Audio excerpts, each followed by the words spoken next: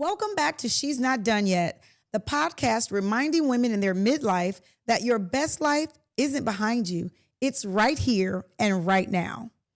Did you know that over 60% of women over the age of 50 feel a deep desire just to reinvent themselves, whether it's in their career, health, or relationships, but many never take the leap because of fear of feeling that maybe it's just too late. But today we're talking about new choices and new chapters. And I'm your host, Teresa. Let's dig in. I want to start with a quote that speaks directly to us today. Author Marianne Rotmacher once said, "Courage doesn't always roar. Sometimes it's the quiet voice at the end of the day saying, I will try again tomorrow." That's what new chapters and new choices is all about.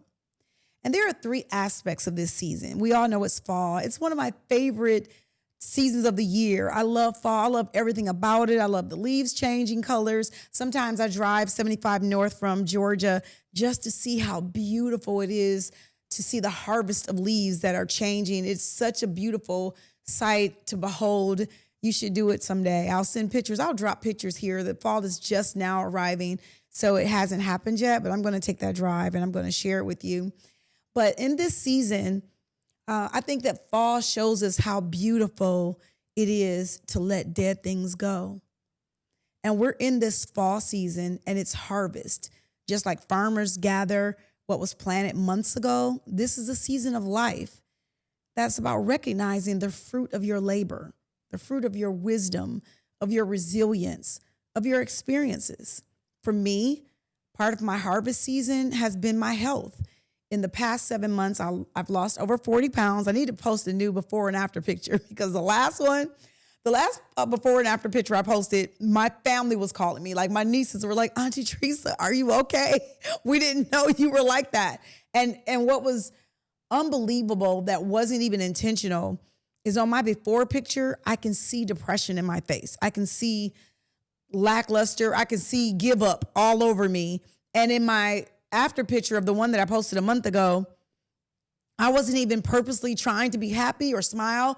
But in my picture, you can see on my face that I was in a different place. Like I smiled unintentionally. It was just there. And it really struck me because I have girlfriends who are all on a weight loss journey with me. And they're like, Teresa, post your before and after pictures, or at least look at them because they're so inspiring. But for me, it wasn't just losing the 40 pounds. And it was more than the weight that I've lost. But what I've gained is strength, confidence, and energy to step boldly into this next chapter. That's what my harvest is. That's what part of my harvest is. I planted the discipline, the consistency, the determination, and now I get to enjoy the results. And I'm not done yet. Like she's not done yet. I'm certainly not done with my weight loss journey. And none of it was easy. It was the rigors of, and I really liken it to the analogy of farming. I am growing. I have a sustainable garden, I think. It's on my counter. And I just started planting. I have 12 pods that I planted, all things for salad. And I have my romaine lettuce is growing like crazy. My cucumber plant grew so fast, but it's not giving me, it's harvest time. Maybe it's coming this month, but it's not giving me the fruit of cucumbers yet. My tomatoes, I have cherry tomatoes, red ones and yellow ones, and they're blossoming and growing. But what is the largest thing out of my entire plant bed is my bell peppers. They are so huge. And it was one of the first leaves to sprout or one of the first twigs that came up. But I have bell peppers literally the size of my fist. And that's huge, like for a planter on your countertop. And so I'm really excited about it. But what it took was the right lighting. It's automatic in a app that I have, and I think it's called La Plante. I'll post it here. But it has some automatic things to it, but I have to put water in it. I have to put plant food in it. And it's not just, you set it on your counter and you let it grow, but I had to tend to that garden. I had to take care of it. And now, months later, I am getting to see the results of what I've sown. And it's just like in life, everything that you do, that you're putting time in, the consistency that you have to tend to it for it to grow. There were some branches that were really heavy, or stems, they're not branches, but some of the stems were really heavy and they started leaning over. And it came with, prongs and sticks that I can plant inside or put inside where it would allow it to grow up steady. And that's, for us, just thinking about it now, my coach, my fitness pastor, George Moore, he's my steady rod. He's the person that when I'm going off course, I use him in my life to put me back on the straight street, to be upright. I was on a trail this morning. I went walking just to clear my mind and really just to spend time trying to reset. And I prayed and asked God just to give me some direction. And there were periodic signs on the trail, and it simply said, "Stay on the trail." Woo, that blessed me this morning. And it was a word that I needed, just to stay on the trail. Sometimes that's all you need, is just a reminder. Stay on the trail. And in this season of reaping what we've already sown, we had points where we had people, I don't know if it's people in your life or maybe a coach that you had or someone just that reminded you to stay on the trail, keep consistent in what you're doing, because it's not going to be easy. But also in this season, another aspect of it for me is the season of release. And that's letting go of what no longer serves you. Fall also teaches us that beauty of release. Trees shed their leaves, not because they're dying, but because they're making room for new life. And that alone should catapult you forward. For me, one of the hardest but most freeing things I've chosen to do is release people pleasing. I spent years trying to make sure everyone else was okay, sometimes at the expense of myself.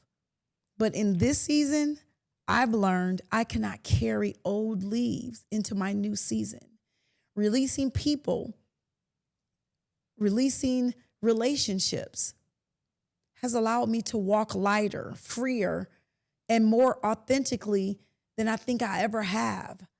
I missed an opportunity to even record this actual podcast outside of my normal routine because of satisfying someone else's schedule.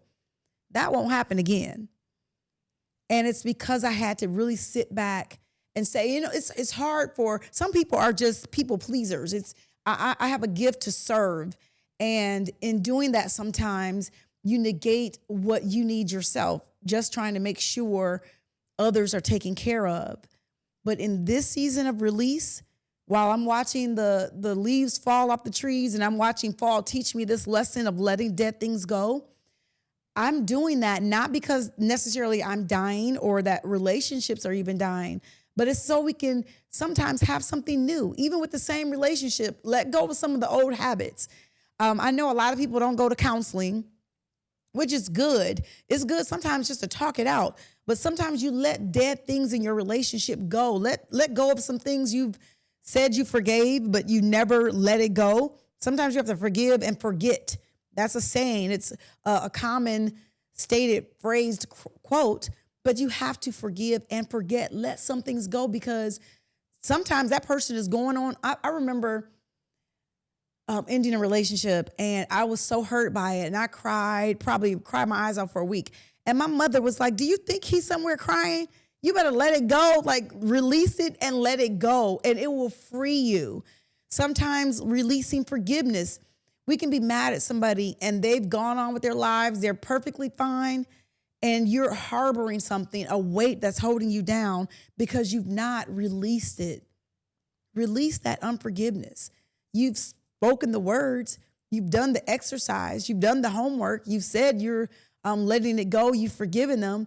But every time something comes up that reminds you of it, or even you will see an inkling of that behavior again, you resurrect something that's already buried. There are some things God has buried in our lives and we resuscitate them. We're breathing life back into them, trying to resuscitate what God has already set aside. Like don't bring back something that wasn't good for you in that season. Sometimes We find ourselves in relationships out of companionship or just not wanting to be by yourself. Some people will stay in a bad relationship just not to be by themselves, but release it and make room for new. Make room for new again. Even if you have to do it, even forgiving someone, the Bible says do it 70 times 7. Maybe for you it's 80 times 88, but make it happen and let it go and release it and make space for something new to come. The last aspect of this fall season for me is the season of planting again. I'm choosing with intentionality to, even in this fall season, there are farmers that are planting certain crops for the seasons to come. That's what this invitation for us is, to be intentional about what we're planting now. For me, I'm planting the seeds again for my She's Not Done Yet Skool community. It's more than just a platform, but it's a space where I'm building myself and I'm making myself available as a coach, as a mentor, as a guide for women who want to walk in their next chapter. I've built businesses. I've grown in faith. I'm now becoming fit at 60. And I'm sowing those seeds back into the lives of others, helping them to achieve their own harvest. And I want to share that with others. I want to share that with you. I'll save you some steps and maybe even some heartaches along the way. And I want you to join me over in the Skool community. And I'll put the information here, but it's the She's Not Done Yet podcast Skool community. And that's going to be a place where we can take out time to deep dive some of these conversations. After some of these shows, I've had conversations for over an hour on the phone with individuals talking about it. And sometimes, it's good to share what you've learned or just talk it out, just to rehash even the thought so you see it differently and you see it better. And in the Skool community, we'll have an opportunity to go over the lessons. I call it the Encore Espresso. And that's what I want to do over in that community. Just afford an opportunity or a space to talk about it, even have some one-on-one conversations. But the bigger part is connecting with a community of other women who know that they're not done yet. They know that in this season of being in fall, they're reflecting, they're looking at, one, the beauty of what they've sown over the years, over the first part of your life. What have you done that you can now look back and say, wow, this is the fruit of my labor? Even if it's something small. For me, my girlfriend, Dana, she just redecorated her bedroom. And you know how we go through seasons. Normally in spring, we, clean out everything. But I'm in this season right now where I'm getting ready to declutter. I'm getting ready to pack up some things. But Dana redid her bedroom and spent a nominal amount of money. But it gave her a new breath of fresh air, even in this fall season, of surrounding her space with something fresh.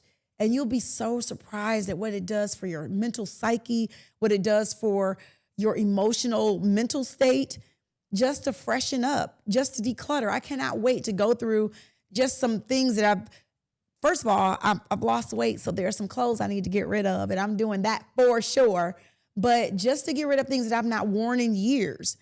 And my rule of thumb is, if I've not worn it in the last 2 seasons of, my winter clothes, if I didn't wear it last winter or this past winter or the winter before that, it's time to give it up. Bless somebody else. Sometimes we don't let go of things. It's like, oh, I paid too much for that. Or it's one of my favorite designers.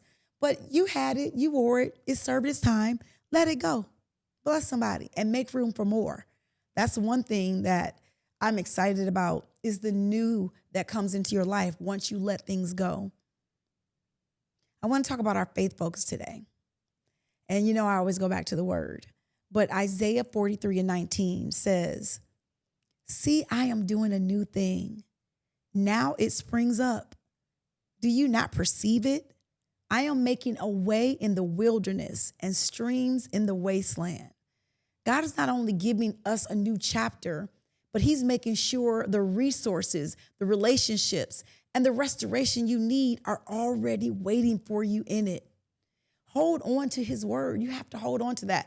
For me, sometimes, and I remember being younger, crying out to God saying, I don't have anybody but you. And God looking at me like, Uh, am I chopped liver? Who else do you need? It's a mighty thing to be able to have the Lord. But sometimes you have to go back to his word. If you can't talk to anybody else, if you can't, confide in anyone, confide in the Lord. Go back to his word, read it, study it. And sometimes I ask the Lord, when I used to study when I was younger, I'd, open a book, hit this page, that's where I'll start studying. But you can actually study where you are, something that speaks to the point of your need. Every answer you have is in the word. Every answer that you need is in the word. Hold on to what he said. Start with that one verse and build out from it. Determine who was speaking it and what was their situation. Who are they writing to? And you'll get the fullness of that word. I always pray and ask God to give me the fullness of the revelation of whatever it is that I'm reading, because everyone has their own revelatory experience about what God's word is, but what it means to you, what that word means to me, and it's alive. And so it means something different all the time. I can go back and read the same scripture and get something new out of it. But I encourage you to go back to that. He's really challenging us, saying, can't you see what I have waiting for you? Can't you see it? It's already there. And I thank him for that. I thank him for that revelation. And if you read that and hold on to it, I believe you'll get the same thing. You may get something even more, I would say, determined for you, something specifically designed for you. God will do that. In our journal jot today, I want to take a moment just to ask, what is one chapter that I know I need to close? In this fall season, while fall is teaching us how to let go of dead things, what is one thing you need to let go of that no longer serves a purpose?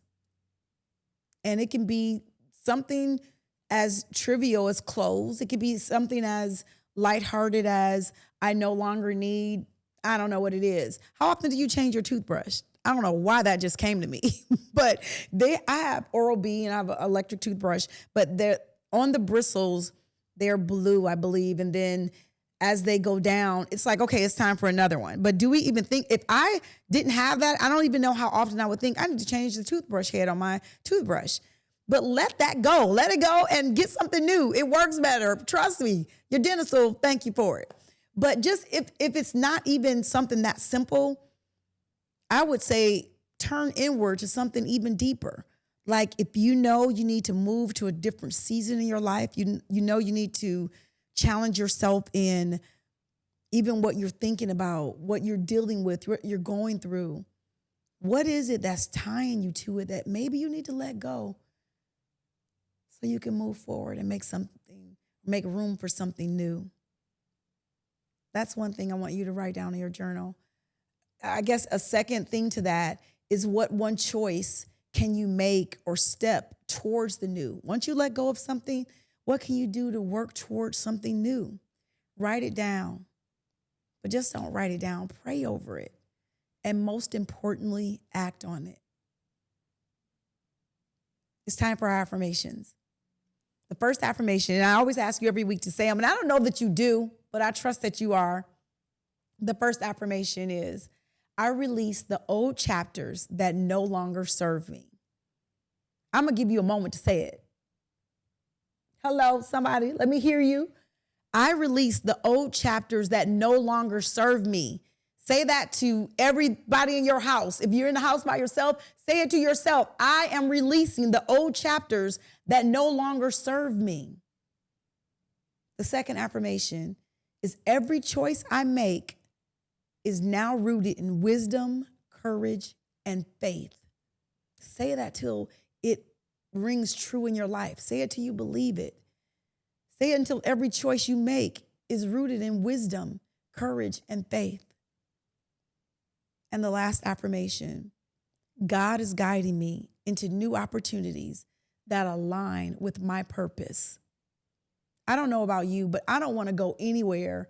I don't want to be tied to anybody new. I don't want any new revelation. I don't want any new experience. I don't want any new business deal that is not aligning me with my purpose. Say that and believe it and work towards it.